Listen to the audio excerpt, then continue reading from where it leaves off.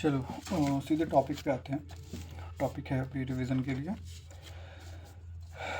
जो भी government of India के एक्ट्स थे, मतलब 1773 से लेके till independence 1947। It's not government of India, basically British east India company या ब्रिटिश गवर्नमेंट के द्वारा जो भी एक्ट पास किए गए थे उसके थोड़ा ओवरव्यू ले लेते हैं। देखो 1773 से जो फर्स्ट टाइम ये आया था, इस एक्ट को बोलते थे रेगुलेटिंग एक्ट ऑफ 1773। इसके बाद ब्रिटिश गवर्नमेंट ने ये डिसाइड किया कि, और ये सारे एक्ट्स आए क्या होते हैं, ये इस वजह से आए थे कि उस टाइम पे जो ईस्ट इंडिया कंपनी थी वो फ्रीली काम कर रही थी। क्योंकि हमें पता है east India company basically establishment इसकी कब है, 31 दिसंबर 1600 में, 31 दिसंबर 1600 की ब्रिटिश ईस्ट इंडिया कंपनी की इस्टेब्लिशमेंट है। ठीक है, ये बेसिकली आते कब है, 1608 में। कौन आता है 1608 में, इसको देख लेते हैं, थोड़ा सा रिकैप कर लेते हैं। Captain Hawkins. ठीक है, पर ये हॉकिंस अप्रैल 1609 में जहांगीर के कोर्ट में आता है। ठीक है, अप्रैल 1609 में जहांगीर के कोर्ट में आता है। क्यों, परमिशन लेने के लिए कि हमें एक फैक्ट्री वगैरह बनाने की परमिशन दी जाए, पर उस टाइम पे उसको परमिशन नहीं मिलता है। ठीक है, अल्टीमेटली 1612 में ये होता है कि एक इंग्लिश मैन होता है कैप्टन थॉमस बेस्ट। ठीक है, वो उसकी एक फ़ाइट होती है, उसकी एक लड़ाई होती है, नॉवल बैटल होती है। नॉवल बैटल मतलब सी साइड पे एक बैटल होती है पोर्चुगीज़ के साथ, क्योंकि उस वक्त पोर्चुगीज़ काफ़ी डोमिनेंट थे। पोर्चुगीज़ फाइट होती है, नवल बैटल होती है, नवल फाइट होती है बेसिकली कैप्टन थॉमस जो कि इंग्लिशमैन था और पोर्चुगल के बीच में। और उसमें पोर्चुगल के नेवल शिप को मतलब नेवल फाइट में पोर्चुगल को हरा देता है ये थॉमस बेस्ट। इस फाइट से इस सक्सेस से इम्प्रेस होके जहांगीर क्या करता है कि इंग्लिश को ठीक है, तो पोर्चुगल नवल शिप को हरा, मतलब नवल टीम को हरा दिया था उसने। तो उसे इंस्पायर होकर 1612 में इस इवेंट से इंस्पायर होकर जहांगीर ने इंग्लिश को परमिशन दे दी थी।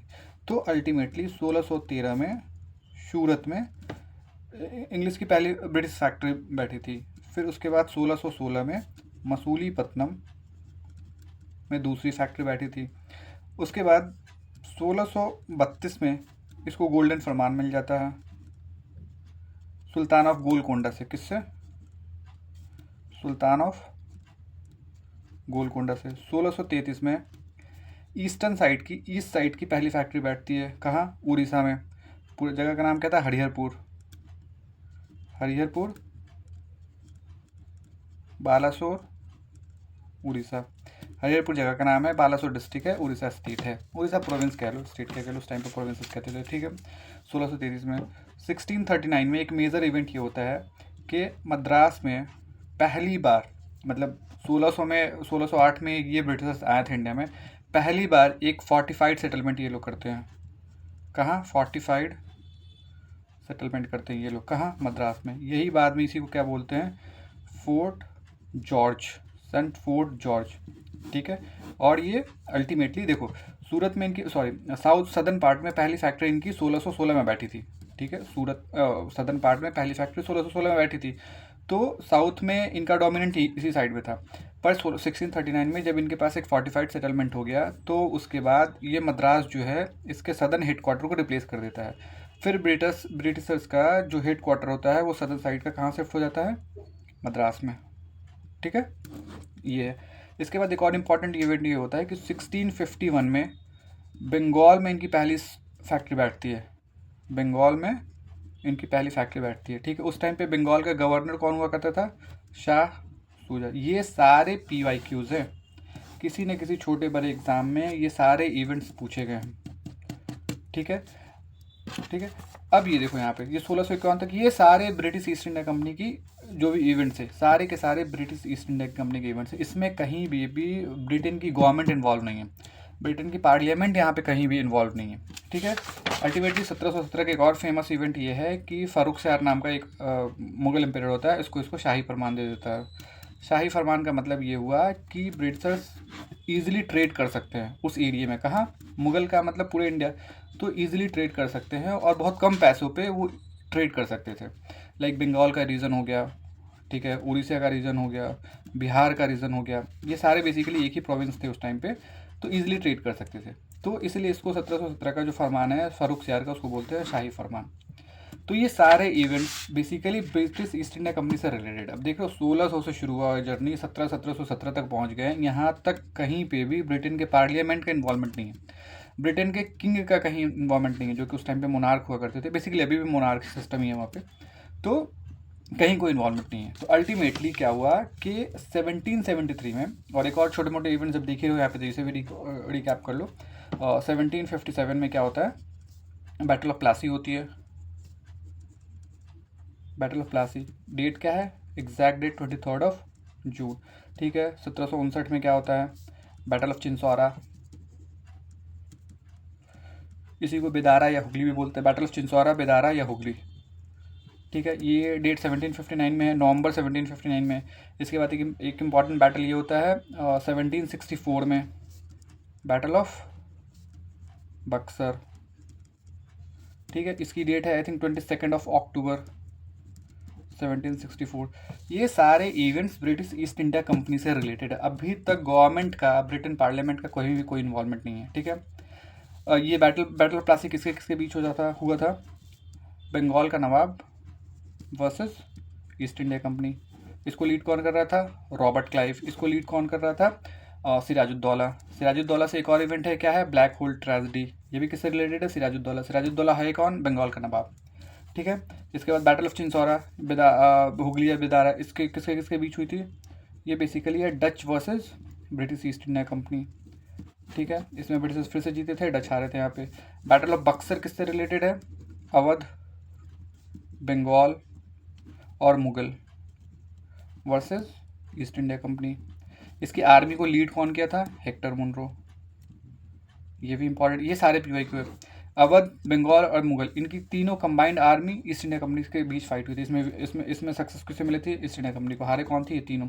इस हार के बाद इन दोनों मतलब तीन में जो बंगाल का था, बंगाल का जो नवाब था वो तो भाग गया, कौन था, मीर कासिम भाग गया। ठीक है, तो फिर एक ट्रीटी साइन होती है जिसको बोलते हैं 12 अगस्त 1765 को एक ट्रीटी साइन होती है, जिस ट्रीटी का नाम है ट्रीटी ऑफ इलाहाबाद। ठीक है, ये देखो यहाँ तक हम लोग पहुँच गए। 1765, 1600 से लेके 1765 तक पहुँच गए। अभी तक पूरी की पूरी सिर्फ और सिर्फ बात किसकी हो रही है, ब्रिटिश ईस्ट इंडिया कंपनी की। अब देखो अल्टीमेटली क्या होता है, इसके बाद इतने सालों के कमर्शियल एक्टिविटीज़ के बाद अब यहाँ से ब्रिटेन के पार्लियामेंट और ब्रिटेन के किंग और क्वीन जो भी होते हैं वो इन्वॉल्व यहाँ पे होते हैं। अब देखो क्या होता है इसके आगे, देखो होता ये है, रफ पेज नहीं है, देखो अब यहाँ पे ये होता है कि 1773 से एक रेगुलेटिंग एक्ट आता है। ठीक है, ये रेगुलेटिंग एक्ट किसके तरफ से आता है, ब्रिटेन के पार्लियामेंट की तरफ से।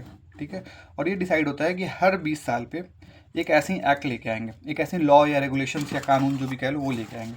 1773 के बाद क्या होगा, 1793 के बाद 1813 के बाद 1833 के बाद 1853। ठीक है, इसके बाद हमें पता है एक मेजर इवेंट होता है मॉडर्न हिस्ट्री में, 1857 का रिवॉल्ट। ठीक है, इसके बाद चीज़ें फिर से चेंज हो जाती है। ठीक है, ये है रेगुलेटिंग एक्ट। 1793 को बोलते हैं charter act of 1793, charter act of 1793। तो ये चारों चार्टर एक्ट की सीरीज़ है। ठीक है, तो पहला क्वेश्चन, पहला चार्टर एक्ट कब हुआ, 1793 में। Total number of charter acts कितने हैं, 4, 1 2 3 4। रिमेंबर वन थिंग, ये चारों चार्टर एक्ट हैं। ठीक है, इसके बाद 1857 का रिवॉल्ट होता है, फिर आता है 1858 का एक एक्ट। इस एक्ट को बोलते हैं गवर्नमेंट ऑफ इंडिया एक्ट 1858। इस एक्ट से ये होता है कि जो अभी तक ब्रिटिश पार्लियामेंट और ईस्ट इंडिया कंपनी देख रही थी जो भी कमर्शियल और पॉलिटिकल एक्टिविटी, अब ये सीधा का सीधा इसके बाद गवर्नमेंट ऑफ इंडिया एक्ट 1858 के बाद इंडिया में जो भी एक्टिविटी हो रही है वो सीधे के सीधे ब्रिटिश क्राउन को ट्रांसफ़र हो जाता है, जो भी उस वक्त के किंग या क्वीन होते हैं। ठीक है, तो ये गवर्नमेंट ऑफ इंडिया एक्ट 1858। इसके बाद गवर्नमेंट ऑफ इंडिया एक और भी है, जैसे 1909, 1919, 1935 और गवर्नमेंट और Indian independence act 1947। Remember one thing, ये दोनों गवर्नमेंट ऑफ इंडिया एक्ट है, इसको बोलते हैं गवर्नमेंट ऑफ इंडिया एक्ट। इसको भी गवर्नमेंट ऑफ इंडिया, ये तो हमें पता है इंडियन इंडिपेंडेंस एक्ट ऑफ 1947 है। पर रिमेंबर वन थिंग, 1851 के बाद एक और एक्ट आता है 1861 में और एक आता है 1892 में। ये तीनों एक्ट को इंडियन काउंसिल एक्ट बोलते हैं, इसको बोलते हैं इंडियन काउंसिल एक्ट, ठीक है। तो गवर्नमेंट ऑफ इंडिया एक्ट 1858 के बाद और गवर्नमेंट ऑफ इंडिया एक्ट 1919 के बीच में 3 इंडियन काउंसिल एक्ट पास होते हैं ब्रिटेन के पार्लियामेंट से, 1861, 1892, 1909। हमें पता है 1909 को क्या बोलते हैं, मॉडले मिंटो रिफॉर्म। 1919 को क्या बोलते हैं, मॉन्टेगो चेम्सफोर्ड रिफॉर्म, मॉन्टेगो चेम्सफोर्ड रिफॉर्म। तो ये सारे एक ब्रीफिंग है, सारे के सारे रेगुलेटिंग एक्ट। हाँ, इसके बीच में एक और इम्पॉर्टेंट एक्ट ये पास होता है, डिस्कस करेंगे वन बाई वन। ये होता है 1784 में। 1784 में एक इम्पॉर्टेंट और एक्ट पास होता है जिसको बोलते हैं पिट्स इंडिया एक्ट। जो क्या बोलते हैं, पिट्स इंडिया एक्ट ऑफ 1784। इसके पहले 1781 में और 1786 में 2 और पास होते हैं एक्ट। 1773 के 20 साल के बाद 1793 में एक एक्ट पास होता है, इसको बोलते हैं रेगुलेटिंग एक्ट ऑफ 1773, और ये है चार्टर एक्ट ऑफ 1793 जो कि पहला चार्टर एक्ट है। इसके बीच में एक इम्पॉर्टेंट एक्ट और पास होता है 1784 में, इसको बोलते हैं पिट्स इंडिया एक्ट, इसको बोलते हैं Pitt's India act. Pitt's India act भी बोलते हैं इसको Pitt's India act. Pitt's India act के भी याद रखो, और एक और एक्ट के नाम से जानते हैं east India act, east India act of 1784। इसके अलावा 2 और 1784 से पहले एक एक्ट पास होता है 1781 में, और एक एक्ट 1784 के बाद पास होता है, उसको बोलते हैं 1786 में ब्रिटेन पार्लियामेंट से। 1781 को बोलते हैं एक्ट ऑफ सेटलमेंट। पूछ दिया हुआ है कि एक्ट ऑफ सेटलमेंट किसको बोलते हैं, 1781 के जो रेगुलेटिंग जो एक्ट पास होता है उसको एक्ट ऑफ सेटलमेंट बोलते हैं, और ये 1786 as it is act of 1786 के नाम से आता है, ठीक है। तो ये सारे एक ब्रीफिंग है पूरी की पूरी, जो भी हमने देखा यहाँ पे वो गवर्नमेंट ऑफ इंडिया एक्ट, जो भी ब्रिटेन की पार्लियामेंट से जो लॉ पास हुए हैं।